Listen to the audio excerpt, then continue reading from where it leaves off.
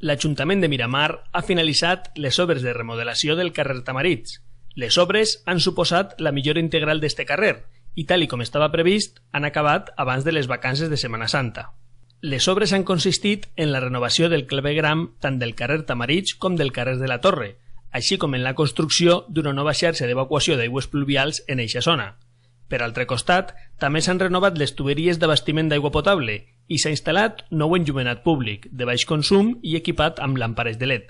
A més de la pavimentació de tot el vial, també s'han renovat les voreres, així com s'han instal·lat nous embornals. També s'han instal·lat nous passos de zebra adoquinats i s'ha millorat l'accessibilitat a les voreres. Esta reforma suposarà acabar amb els problemes de trànsit que es produïen sobretot en estiu, així com servirà per a facilitar el pas dels vehicles d'urgències, com ambulàncies o bombers i la replegada de residus.